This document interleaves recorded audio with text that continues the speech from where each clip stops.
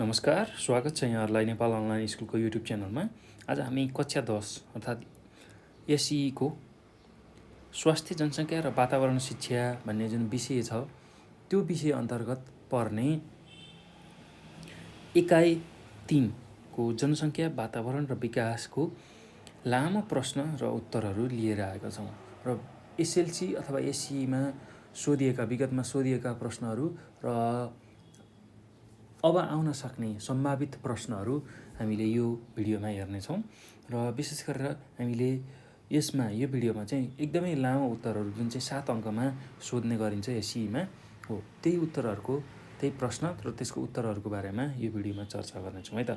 र भाइ बहिनीहरू, तपाईँहरूले योभन्दा अगाडिको भिडियोहरूमा एकाइ 3कै अति छोटो प्रश्न उत्तर र छोटो प्रश्न उत्तरहरू हेरिसक्नु भएको छ। यदि हेर्नुभएको छैन भने नेपाल अनलाइन स्कुलको युट्युब च्यानलमा गएर स्वास्थ्य जनसङ्ख्या र वातावरण शिक्षा टाइप गरेर त्यहाँ भएका सम्पूर्ण कुराहरू हेर्न सक्नुहुन्छ है त।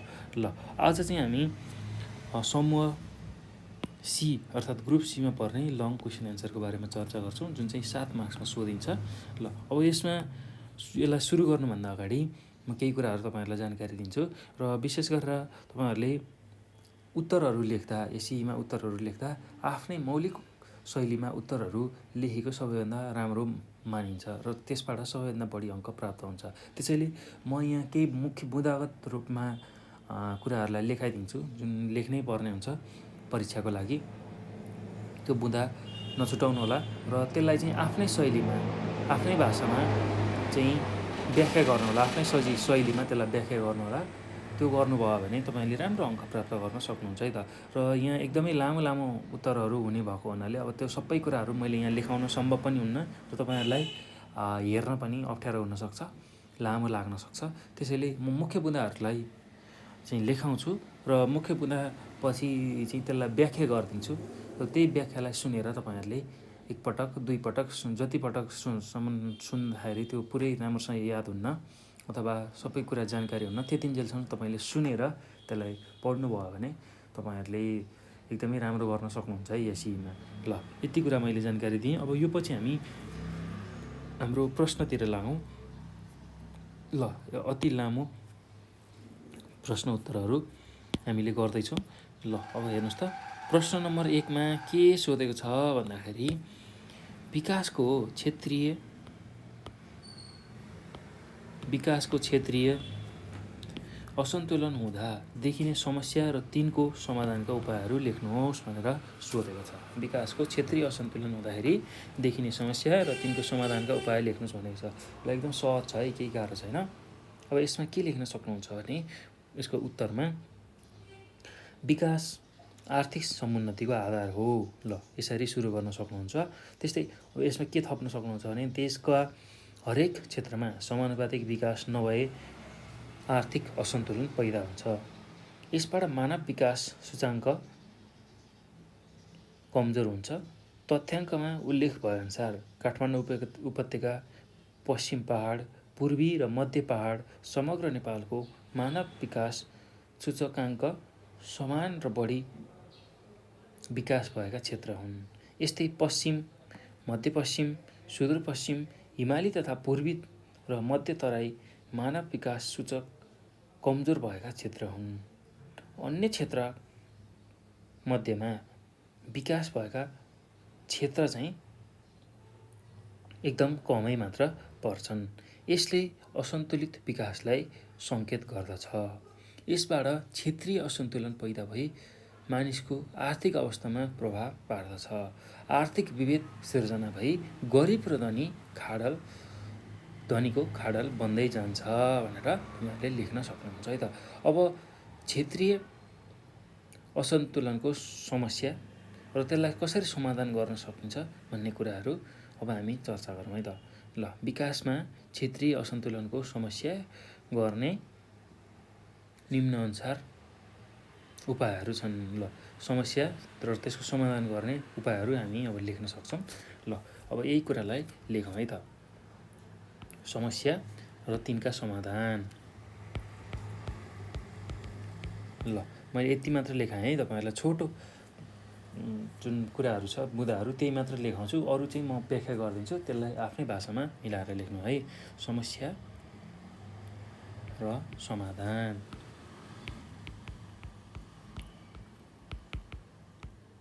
ल अब यसैलाई लेख्दै जाउँ। पहिलो बुँदामा के लेखौँ भने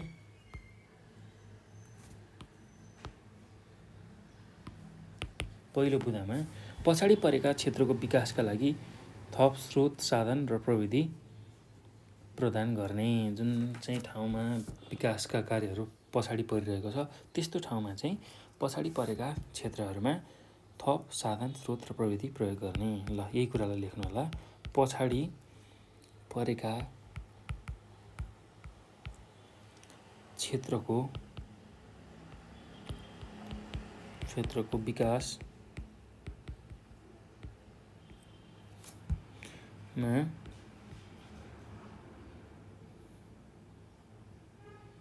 अथवा विकासका लागि थप साधन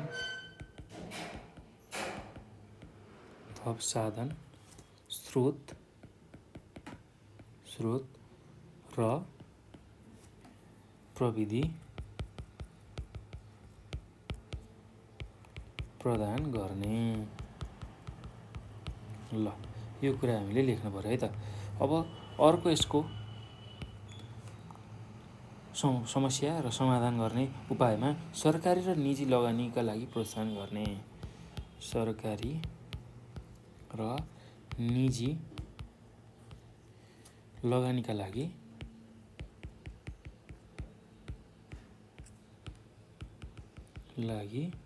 प्रोत्साहन गर्ने।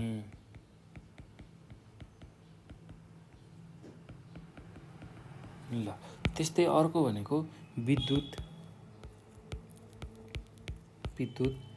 भवन,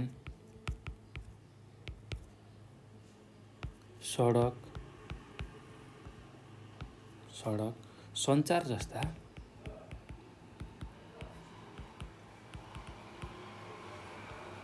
जस्ता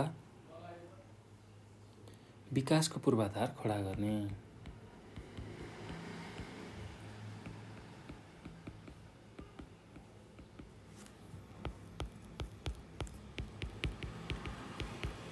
त्यस्तै गरेर अर्को भनेको कृषिका लागि स्थानीय र वैदेशिक लगानी आकर्षण गर्ने। अथवा कृषिको विकासका लागि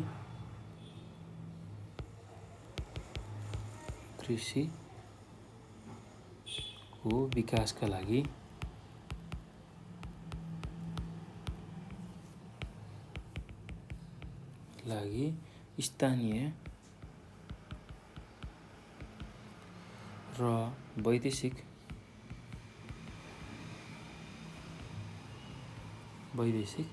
लगानी आकर्षण गर्ने।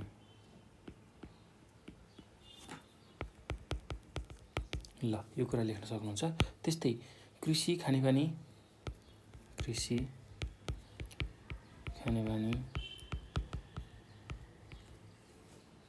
सरसफाई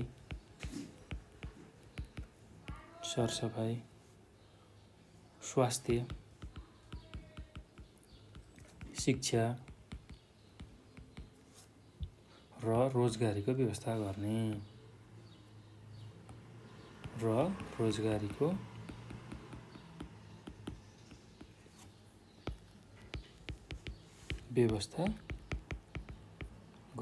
ल यति कुराहरू लेख्न सक्नुहुन्छ है त। एकदम सहज छ, केही गाह्रो छैन। ल यसमा अब विभिन्न समस्याहरू आउँछन्, त्यो कुरा हामीले थाहा पाइसकेका छौँ। असन्तुलित विकास भन्ने बित्तिकै अब त्यसले मानिसको आर्थिक अवस्थामा प्रभाव पार्छ। त्यो यसको मुख्य समस्या भनेको अब क्षेत्रीय असन्तुलन हुँदाखेरि के हुन्छ भन्दाखेरि आर्थिक अवस्थामा प्रभाव पर्छ। प्रभाव पर्छ त्यसले नै धनी र गरिबको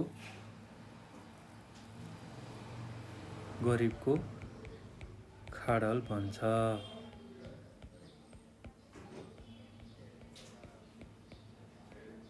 ल यति कुरा चाहिँ तपाईँहरूले लेख्न नभुल्नु होला है त। अब अर्को छ प्रश्न नम्बर 2मा। प्रश्न नम्बर 2मा के सोधेको छ भन्दाखेरि जनसङ्ख्या विकास र वातावरणको विविध गतिविधिहरूको वर्णन गर्नुहोस् भनेर सोधेको छ। ल जनसङ्ख्या विकास र वातावरणका गतिविधिहरू निम्नलिखित छन्। ल पहिलो छ, म यसलाई बुँदागत रूपमा लेख्दै जान्छु र व्याख्या गर्छु है त। ल पहिलो गतिविधि छ कृषि। त्यसै गरी दोस्रो गतिविधि छ उद्योग। त्यसै गरी तेस्रो गतिविधि छ स्वास्थ्य। त्यसै गरी चौथो गतिविधि छ सामाजिक सुरक्षा।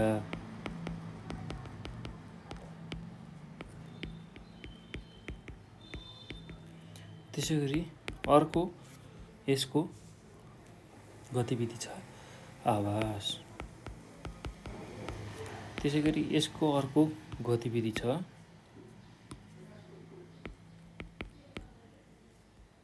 शिक्षा। त्यसै गरी यसको अर्को गतिविधि छ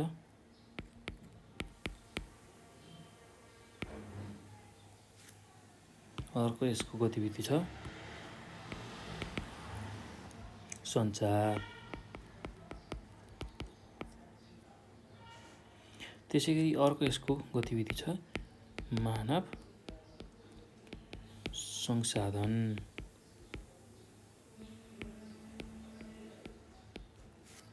त्यसै गरी यसको अर्को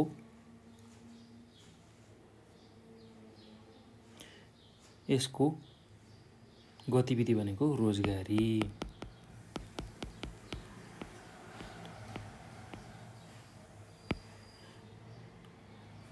ल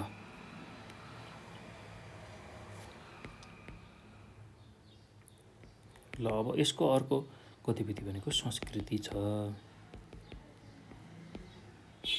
ल यही कुराहरूलाई अब व्याख्या गर्दै जाने है त।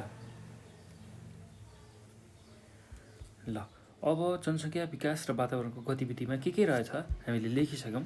पहिलो रहेछ कृषि, दोस्रो उद्योग, तेस्रो स्वास्थ्य, चौथो सामाजिक सुरक्षा, पाँचौँ आवास, छैटौँ शिक्षा, सातौँ सञ्चार, आठौँ मानव संसाधन, नवौँ रोजगारी, दसौँ संस्कृति रहेछ।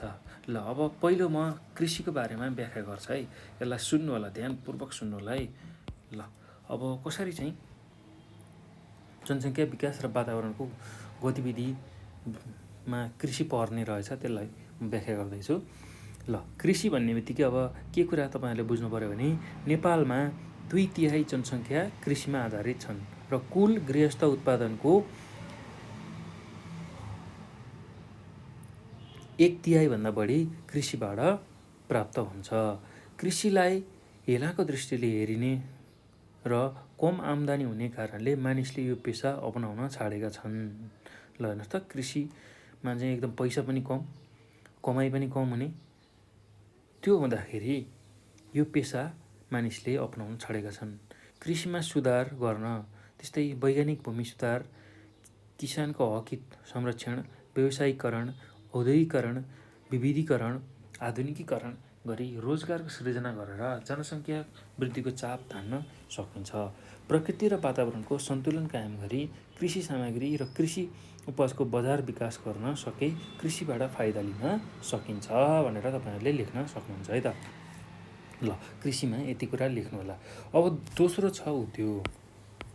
ल उद्योगको बारेमा के लेख्न सक्नुहुन्छ भने कृषिको निर्भरतालाई कम गर्न, बेरोजगारी र गरिबी हटाउन, रोजगारी सिर्जना गर्न, निर्यात प्रवर्धन गर्न र विदेशी लगानी आकर्षण गर्न उद्योग आवश्यक छ भनेर तपाईँहरूले लेख्न सक्नुहुन्छ।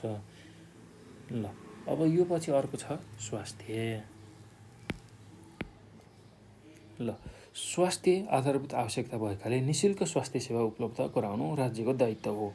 आर्थिक विकास र स्वच्छ वातावरणले स्वास्थ्य प्रवर्धन गर्ने भएकाले जनसङ्ख्या, वातावरण र विकासका गतिविधिमा स्वास्थ्यको प्रभाव उल्लेखनीय रहेको छ भनेर लेख्न सक्नुहुन्छ। त्यस्तै गरी अर्को छ सामाजिक सुरक्षा। ल, सामाजिक सुरक्षामा के कुरा लेख्न सक्नुहुन्छ भने समाजमा हरेक वर्गको सुरक्षा, सामाजिक न्याय र सम्मानपूर्वक बाँच्न पाउने सामाजिक सुरक्षाले विकास गतिविधिलाई प्रभाव पार्छन्।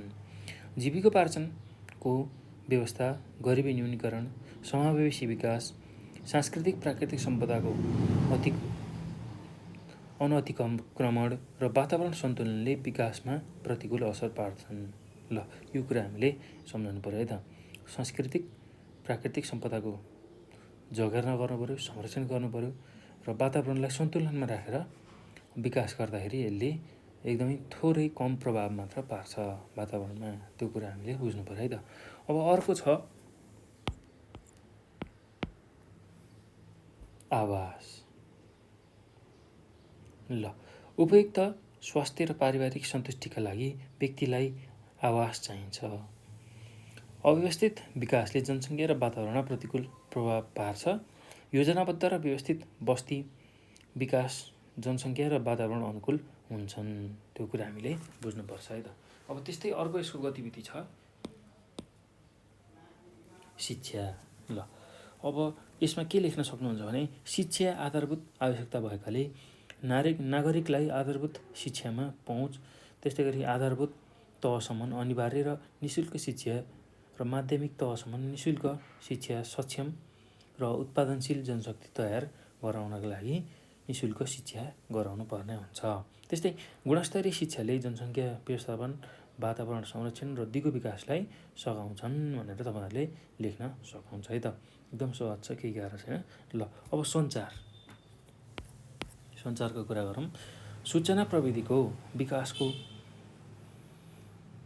हुँदाखेरि देशको सर्वाङ्गीण विकास हुन्छ। यदि सूचना प्रविधिक देशमा राम्रोसँग विकास भएको छ भने देशको विकास भनेको सर्वाङ्गीण हुन्छ। आर्थिक विकासमा समग्र पक्षमा सूचना प्रविधिको उपयोग गर्न सके जनसङ्ख्या व्यवस्थापन, पारिवारिक व्यवस्थापन र वातावरण संरक्षणमा सहयोग पुग्दछ भनेर तपाईँहरूले लेख्न सक्नुहुन्छ है त। अब अर्को छ मानव संसाधन। ल, मानव संसाधन अन्य स्रोत परिचालनको आधार हो। शिक्षा, स्वास्थ्य, रोजगारी तथा पूर्वाधार विकास गरेर देशमा मानव संसाधन तयार गर्न सकिन्छ। आवश्यकता अनुसार जनशक्ति उत्पादनले आर्थिक विकास, जनसङ्ख्या र वातावरणमा सहयोग पुर्याउँछ। त्यस्तै यो कुरा समावेश गरिसकेपछि अब रोजगारीमा हेरौँ है। रोजगारीमा चाहिँ वातावरण, त्यसै गरी जनसङ्ख्या र विकासको विविध गतिविधि कसरी सञ्चालन भएको छ, कसरी हुने रहेछ रोजगारीमा भन्दाखेरि रोजगारी जीवनयापनको आधार भएकाले प्राविधिक सिप, बजार अनुकूलको ज्ञान तथा सिप, उद्यमशीलता, नयाँ अवसरको सिर्जनाबाट रोजगारीका अवसर विकास गर्न सकिन्छ भनेर हामीले लेख्न पर्ने हुन्छ है त। त्यस्तै अब अर्को छ संस्कृति।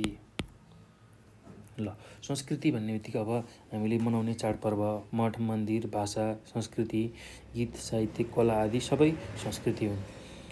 सांस्कृतिक सम्पदा चाहिँ राष्ट्रका अर्थतन्त्रका आधार हुन्, किनभने त्यही सम्पदाहरू हेर्नका लागि चाहिँ विदेशीहरू आउने गर्छन् र त्यही विदेशबाट आएका व्यक्तिहरूको जुन उठ्ने पैसा छ त्यसले नै देश विकासको लागि ठुलो सहयोग पुर्याउँछ। त्यो कुरा हामीले बुझ्नु पर्यो है त। अब स्थानीय निकाय, व्यक्ति, सङ्घ संस्थाले सांस्कृतिक सम्पदाको संरक्षण गरेर सामाजिक मूल्य र मान्यतालाई विकास गरी संस्कृतिको सुरक्षा गर्न सक्छन् भनेर पनि तपाईँले लेख्न सक्नुहुन्छ है त। यो सहज छ, केही गाह्रो छैन। ल, अब यति कुरा लेखिसकेपछि अब हामी अर्को प्रश्नमा जाउँ। अर्को प्रश्न के छ भन्दाखेरि दिगो विकासका सिद्धान्तबारे संक्षिप्तमा चर्चा गर्नुहोस् भनेर सोधेको छ। ल, अब दिगो विकासका सिद्धान्तहरूलाई पहिला लेखौँ अनि त्यसको चर्चा गर्दै जान्छु है त म। यसको उत्तरमा दिगो विकासका सिद्धान्त। ल, अब पहिलो सिद्धान्त के छ भने पारिस्थितिक पद्धतिको सिद्धान्त।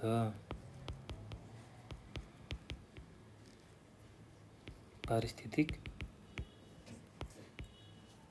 पद्धतिको सिद्धान्त। त्यसै गरी दोस्रोमा समाजको दिगो विकास। समाजको दिगो विकास। त्यसै गरी अर्को बुँदामा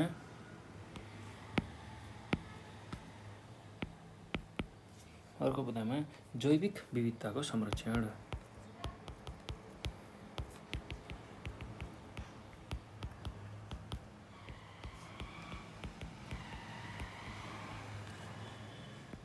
त्यसै गरी अर्को नम्बरमा अर्को बुँदामा के लेख्न सक्नुहुन्छ भने जनसङ्ख्या व्यवस्थापन।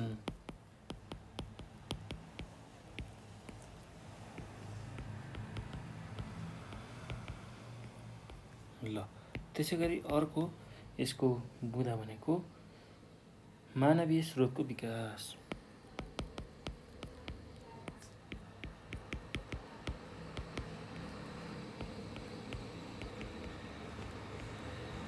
त्यसै गरी अर्को यसको बुँदा भनेको जनसहभागितामा आधारित विकास अथवा जनसहभागितामूलक विकास।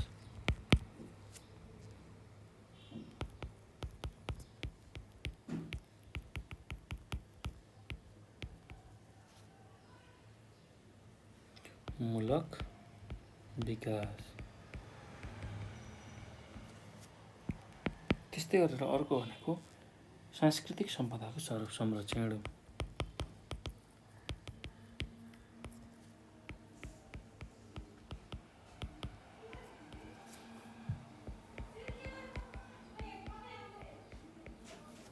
त्यस्तै अर्को छ पृथ्वीको वन क्षमताभित्र रहने।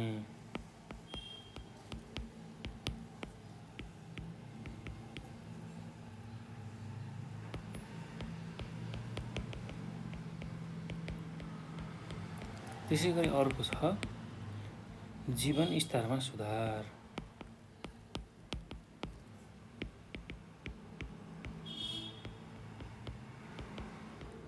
ल त्यसै गरी अर्को छ वातावरण संरक्षण।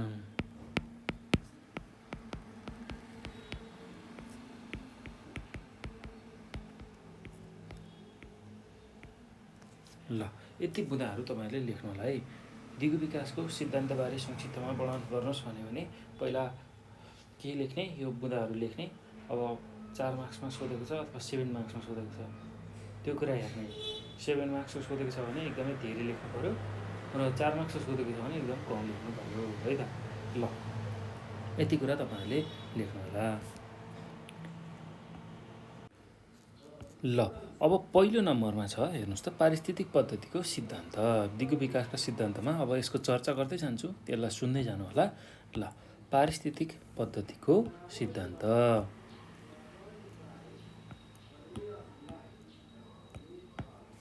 ल पारिस्थितिक पद्धतिको सिद्धान्त पहिलो नम्बरमा यो छ। यो भनेको के हो यसलाई बुझौँ है।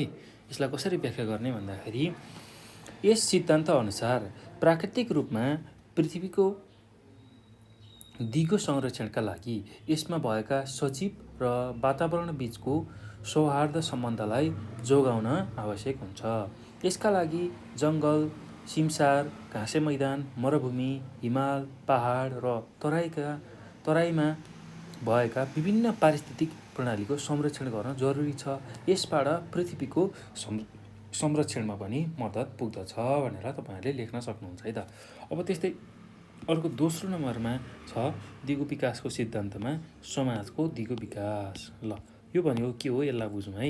यसलाई कसरी लेख्ने त्यसलाई पनि लेखौँ।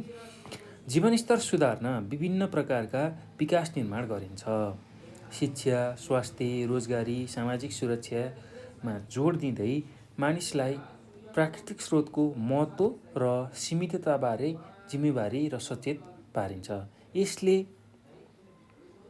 चाहिँ मानव मात्र होइन अन्य प्राणीको समेत संरक्षण गर्दै समाजको दिगो विकास र टिकाउयुक्त विकासमा जोड दिन्छ भनेर तपाईँहरूले लेख्न सक्नुहुन्छ है त। एकदम सहज छ, केही पनि गाह्रो छैन। ल अब त्यसपछि अर्को बुँदामा के लेख्न सक्नुहुन्छ भने अर्को जैविक विविधताको संरक्षण। जैविक विविधताको संरक्षण। ल, दिगो विकासको अर्को सिद्धान्त भनेको जैविक विविधताको संरक्षण हो। ल, यसलाई अब कसरी व्याख्या गर्ने भन्दाखेरि यस ब्रह्माण्डमा हालसम्म पृथ्वीमा पृथ्वी मात्रै एउटा यस्तो ग्रह हो जसमा मानव लगायत करोडौँ जीवित प्राणीहरूको जीवनको अस्तित्व रहेको छ भनेर लेख्न सक्नुहुन्छ। यो ब्रह्माण्डमा पृथ्वी मात्र त्यस्तो एउटा ग्रह हो जहाँ चाहिँ मानव जीवन अथवा अन्य जीव जन्तुको जीवन सम्भव छ भनेर लेख्न सक्नुहुन्छ। र ती करोडौँ प्रकारका जीव जन्तुले एक आपसमा अन्तर्सम्बन्धित सहयोगात्मक सम्बन्ध अर्थात् पारिस्थितिक प्रणालीको सिर्जना गर्न मद्दत गरेका छन्। ल, जुन घाँस जमिनमा हुने पारिस्थितिक प्रणाली, त्यसै गरी पानीमा हुने पारिस्थितिक प्रणालीहरू छ, त्यो सिर्जना गर्न यही प्राणीहरूले एकअर्कामा सहयोग पुर्याउँदै आएका छन्। त्यो कुरा हामीले बुझ्नुपर्छ। यसले गर्दा पृथ्वी रमणीय पनि भएको छ। त्यसैले जैविक विविधताको संरक्षण दिगो विकासको एक प्रमुख सिद्धान्त हो भनेर लेख्न सक्नुहुन्छ है त। अब त्यस्तै अर्को छ जनसङ्ख्या व्यवस्थापन। अर्को सिद्धान्त भनेको जनसङ्ख्या व्यवस्थापन। अब कसरी जनसङ्ख्या व्यवस्थापन गर्न सकिन्छ त्यसलाई पनि बुझौँ है। जनसङ्ख्या व्यवस्थापनले कुनै ठाउँमा भएको प्राकृतिक साधन र स्रोत तथा जनसङ्ख्या बीच सन्तुलन कायम गर्दै मानव कल्याण गरी चाहिँ जनसङ्ख्यालाई व्यवस्थापन गर्न सहयोग पुर्याउँछ। त्यो कुरा हामीले बुझ्नु पर्यो है त। ल, जनसङ्ख्या व्यवस्थापनले कुनै ठाउँमा भएको प्राकृतिक साधन र स्रोत तथा जनसङ्ख्या बीच सन्तुलन कायम गर्दै मानव कल्याण कसरी बढाउन सकिन्छ भन्ने कुरामा जोड दिन्छ। किनकि प्राकृतिक साधन र स्रोत तथा जनसङ्ख्या बीच सन्तुलन कायम नभएमा अर्थात् जनसङ्ख्या बढी भएमा खाद्यान्न, आवास, कपडा, शिक्षा, स्वास्थ्य लगायतका मानवीय आवश्यकतामा निकै वृद्धि हुन्छ। पृथ्वीको सीमित वहन क्षमता भएकाले ती आवश्यकता पुरा गर्ने क्रममा यसले मानव समाज मात्र होइन पर्यावरणमा समेत नकारात्मक असर पार्दछ भनेर लेख्न सक्नुहुन्छ है त। त्यसैले दिगो विकासले जनसङ्ख्या व्यवस्थापनमा विशेष जोड दिन्छ भनेर लेख्नुहोला। ल, अब त्यो पछि अर्को सिद्धान्त यसको के छ भने दिगो विकासको सिद्धान्तमा मानवीय स्रोतको विकास। मानवीय स्रोतको विकास। ल, यही कुरालाई लेख्नु होला है त। मानवीय स्रोतको विकास अब कसरी गर्छ त मानवीय स्रोतको विकास, त्यसलाई बुझौँ। अब यसको उत्तरमा लेख्नु होला। यसको व्याख्या गर्दाखेरि कसरी व्याख्या गर्नु भने विकासमा जनसहभागिता वृद्धि गर्दै वातावरण संरक्षण गर्ने कुरा यस सिद्धान्तको आशय हो। यस सिद्धान्त अनुसार जैविक विविधता, वातावरण, स्रोत र साधनको संरक्षण तथा पृथ्वीको स्याहारबारे आवश्यक ज्ञान, सिप र समझदारीले भएका मानवीय स्रोत तयार भई दिगो विकासमा टेवा पुग्दछ। विकास हुँदै गर्दा मानवीय स्रोतको समेत विकास हुन्छ। ठिक छ। अब यो लेखिसकेपछि अर्को कुरा के लेख्न सक्नुहुन्छ भने यसमा जनसहभागितामूलक विकास भनेर लेख्न सक्नुहुन्छ। जनसहभागितामूलक विकास अर्को सिद्धान्त भनेको जनसहभागितामूलक विकास। ल, अब यसलाई नै व्याख्या गर्नुपर्ने हुन्छ। कसरी व्याख्या गर्ने भन्दाखेरि विकासलाई दिगो बनाउन विभिन्न प्रयास भइरहेका छन्। सरकारवालाको सहभागिता बिना यो कार्य सम्भव छैन। विकास एकल प्रयास नभई सहयोगात्मक प्रयास हो। त्यसैले विकासका विभिन्न प्रयास प्रक्रियामा व्यापक जनसहभागिताको वृद्धि गर्नुपर्ने कुरामा दिगो विकासले जोड दिन्छ भनेर लेख्न सक्नुहुन्छ है त। अब त्यसै गरी अर्को यसको सिद्धान्त छ सांस्कृतिक सम्पदाको संरक्षण। ल, अब यसमा के लेख्न सक्नुहुन्छ भने सांस्कृतिक सम्पदा हाम्रा पुर्खाले हामीलाई सुम्पिएका अमूल्य निधि हुन्। भाषा, साहित्य, कलाकृति, मठ, मन्दिर, चैत्य, गुम्बा, ऐतिहासिक स्थल तथा भवन, परम्परा, रहनसहन, मूल्य र मान्यताका विविध पक्ष सांस्कृतिक सम्पदाहरू हुन्। त्यो कुरा हामीले बुझ्नुपर्छ। त्यस्तै वर्तमानमा विकास प्रविधिहरू ऐतिहासिक तथा सांस्कृतिक सम्पदाको ज्ञान र सिपमा आधारित छन्। जस्तै घट्टबाट मिल र जलविद्युत निकाल्ने कुराको विकास, तुइनबाट केबल कारको विकास। ल, हेर्नुहोस् त, घट्टबाट मिल जुन अहिले चाहिँ विद्युतबाट चल्छ त्यस्तो खालको मिलको आविष्कार भएको छ। पहिला चाहिँ घट्टामा पिठो पिनिन्थ्यो भने अहिले मिलबाट चाहिँ पिठो पिनिन्छ। त्यस्तै गरी तुइन जुन तरिन्थ्यो त्यसबाट अहिले केबल कारको विकास भएको छ। यसरी विकास हुँदै आएको छ है त। त्यसैले विकासका विभिन्न गतिविधि सञ्चालन गर्दा सांस्कृतिक सम्पदाको संरक्षण गर्ने कुरामा दिगो विकासले जोड दिन्छ भनेर लेख्न सक्नुहुन्छ है त। अब यो पछि अर्को छ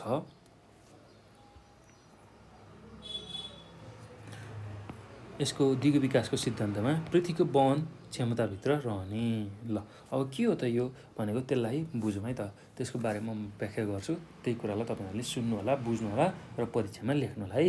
ल पृथ्वीमा भएका स्रोत र साधनले खास समयभित्र खास मात्राको विकास गर्न मात्र सम्भव हुन्छ। त्यसैले पृथ्वीमा भएका स्रोत र साधनको अति दोहन र प्रयोगले पृथ्वीको प्राकृतिक अवस्था र संरचनामा नकारात्मक प्रभाव पार्दछ। यसरी प्राकृतिक वातावरण र पारिस्थितिक प्रणालीमा परेको असरले भावी पिँढीहरूको उपभोग क्षमतामा समेत असर पर्छ। त्यसैले विकास निर्माण सञ्चालन गर्दा पृथ्वीले धान्न नसक्ने क्षमताभन्दा बढी नहुने गरी विकास गर्नुपर्छ भनेर हामीले लेख्न सक्छौँ है त। एकदम सहज छ, केही गाह्रो छैन। ल अब यो पछि दिगो विकासको अर्को सिद्धान्तमा के आउँछ भने जीवन स्तरमा सुधार। ल कसरी गर्न सकिन्छ जीवन स्तरमा सुधार, त्यही कुरालाई हामी बुझौँ। अब यसको व्याख्या कसरी गर्न सकिन्छ भने दिगो विकासको अर्को सिद्धान्त मानव जीवनको गुणस्तरमा सुधार गर्नु हो। दिगो विकासका कार्यक्रमहरूको मुख्य लक्ष्य नै जीवनको गुणस्तरीयतामा सुधार र वृद्धि गर्दै जानु हो। सहभागितामा आधारित विकास र मानव स्रोतको विकासले जीवन स्तरमा सुधार ल्याउँदै जान्छ, जुन कुरा दिगो विकासले जोड दिँदै आएको छ भनेर लेख्न सक्नुहुन्छ। अब अर्को छ अन्तिम सिद्धान्त दिगो विकासको वातावरण संरक्षण। ल यो सबैभन्दा प्रमुख सिद्धान्त हो। ल त्यो कुरा हामीले बुझ्नुपर्ने हुन्छ। अब कसरी वातावरण संरक्षणले दिगो विकासमा सहयोग पुर्याउँछ अथवा दिगो विकास गर्दा वातावरण संरक्षण किन गर्नुपर्छ त्यसलाई व्याख्या गरौँ, त्यसलाई थोरै बुझौँ। दिगो विकासले भएको वातावरण मैत्री विकासमा जोड दिन्छ। ल हेर्नुहोस् त, दिगो विकासले अहिले जस्तो खालको वातावरण भइरहेको छ हामीसँग छ हो केही राम्रो विकासमा जोड दिन्छ। यसले वातावरणको संरक्षण गर्ने कुरामा सरोकार राख्दछ।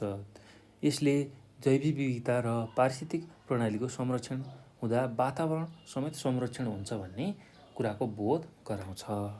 ल यति कुरा चाहिँ तपाईँहरूले यसमा लेख्न सक्नुहुन्छ है त। ल यति कुरा लेखिसकेपछि तपाईँले 7मा 7 अङ्क प्राप्त गर्न सक्नुहुन्छ। ल अब यो पछि हामी अर्को प्रश्नमा जाउँ। अर्को प्रश्न छ लामो उत्तर खालको प्रश्नमा स्थानीय स्तरमा दिगो विकासको अवधारणालाई कसरी प्रयोगमा ल्याउन सकिन्छ उदाहरणसहित व्याख्या गर्नुहोस् भनेर सोधेको छ। स्थानीय स्तरमा दिगो विकासको अवधारणालाई कसरी प्रयोगमा ल्याउन सकिन्छ उदाहरणसहित व्याख्या गर्नुहोस् भनेर सोधेको छ। ल एकदम सहज छ यसको उत्तर पनि। ल यसको उत्तर म भन्दै जान्छु, यसलाई सुनेर लेख्ने प्रयास गर्नुहोस् है त। र मुख्य बुँदा म टिपाइदिन्छु, त्यसमा त्यो बुँदाहरूलाई नि टिप्दै जानु होला है त। ल यसको उत्तरमा लेख्नुहोस् त विकास निर्माणका कार्यहरू वातावरणीय स्रोतहरूको क्षमताले धान्न सक्ने हुनुपर्छ। बढ्दो जनसङ्ख्याको आवश्यकता पुरा गर्न वातावरणमा भएका प्राकृतिक स्रोतहरूको अत्याधिक प्रयोग गर्नु हुँदैन। ल हेर्नुहोस् त यो कुरा हामीले सधैँ ख्याल गर्नुपर्छ। त्यस्तै दिगो विकासको अवधारणाले भविष्यका पुस्ताका लागि चाहिने आवश्यकताहरूलाई असर नपुर्याई विकासका कार्यहरू गरी वर्तमान पिँढीहरूका आवश्यकताहरू परिपूर्ति गर्नलाई बुझाउँछ भनेर लेख्न सकिन्छ। अब स्थानीय स्तरमा दिगो विकासको अवधारणालाई कसरी प्रयोगमा ल्याउन सकिन्छ भनेर सोधेको छ। अब त्यसको बुँदागत रूपमा म केही कुराहरू लेख्दै जान्छु, तपाईँहरूले पनि लेख्नु होला है त। उदाहरणसहित व्याख्या गर्नुहोस् भनेको छ। ल अब पहिलो बुँदामा के लेख्छु भने म स्थानीय स्तरमा दिगो विकासको अवधारणालाई कसरी प्रयोगमा ल्याउन सकिन्छ भन्दाखेरि पहिलो बुँदामा के लेख्छु भने हरेक क्षेत्रमा बसोबास गर्ने मानिसहरूले आफ्नो क्षेत्रको स्थलीय जलीय र जलाधारयुक्त पारिस्थितिक प्रणालीको संरक्षण र सम्वर्धन गर्नुपर्छ। हरेक क्षेत्रमा बसोबास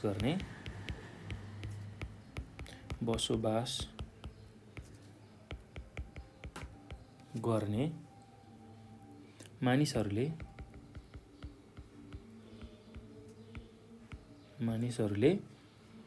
आफ्नो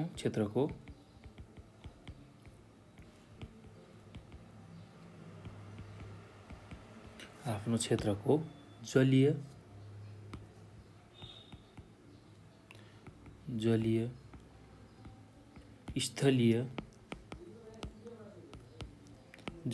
स्थलीय र जलाधारयुक्त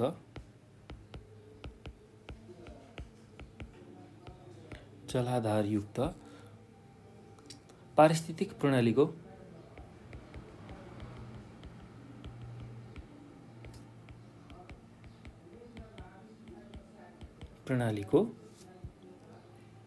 संरक्षण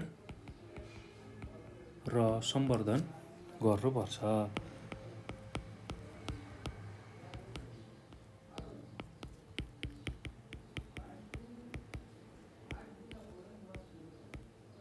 ल यति कुरा तपाईहरुले लेख्नु होला। त्यस्तै अर्को बुँदामा के लेख्नुस् भने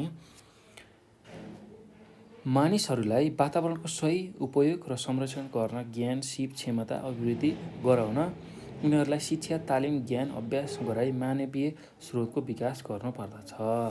मानिसहरूलाई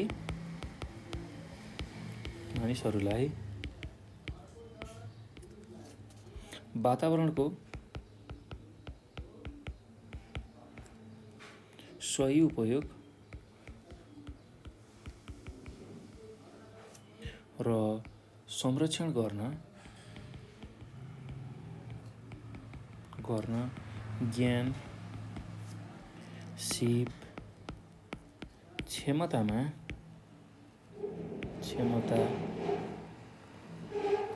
अभिवृद्धि गराउन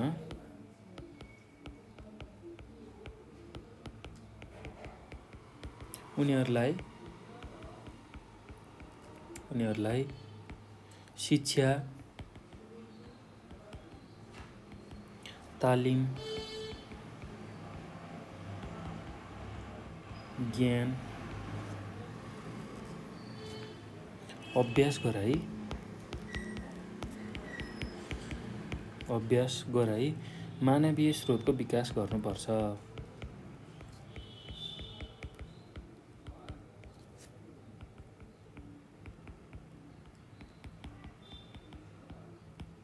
ल यसरी लेख्नु होला है त। अब अर्को बुँदामा के लेख्न सक्नुहुन्छ भने दिगो विकासले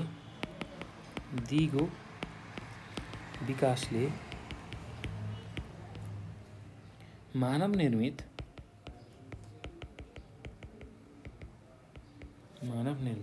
सामाजिक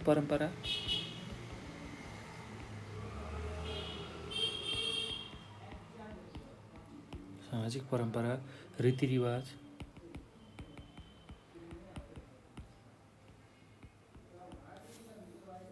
धार्मिक स्थल र सांस्कृतिक सम्पदाहरूलाई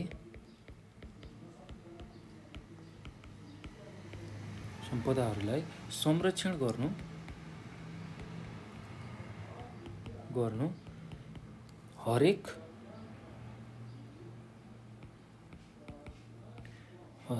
समाज र स्थानीय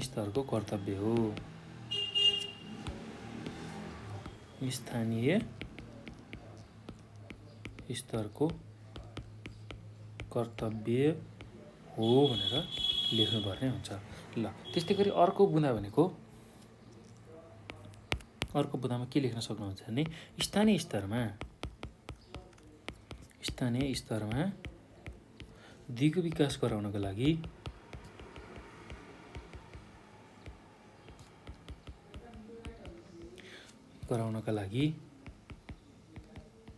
एक व्यक्तिको मात्र सहयोग नभई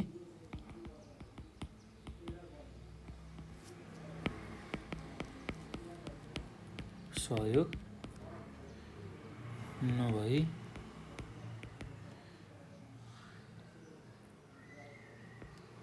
पुरै जनसहभागिता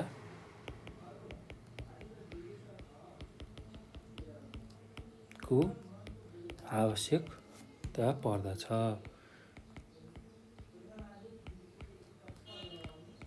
पर्दछ भन्ने धारणाको विकास गराउनुपर्छ।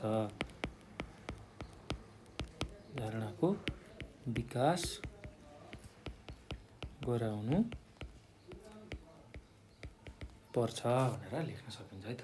ल त्यस्तै अर्को कुरा के लेख्न सकिन्छ भने स्थानीय स्तरमा दिगो विकास गर्नका लागि सामाजिक विकासका कार्यहरू सञ्चालन गर्नुपर्छ। ल त्यो कुरा पनि हामीले समावेश गर्न सक्छौँ है त। अर्को बुँदामा स्थानीय स्तरमा दिगो विकास गर्नका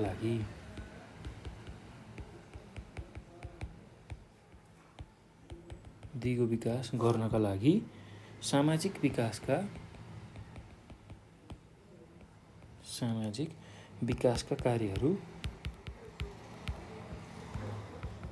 कार्यहरू सञ्चालन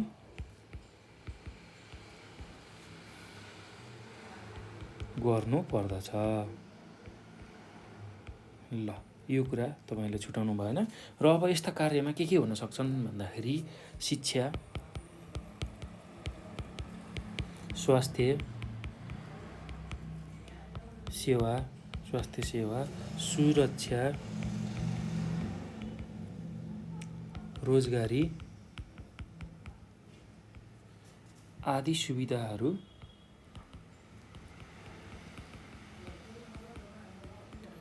प्रदान गरी समाजको दिगो विकास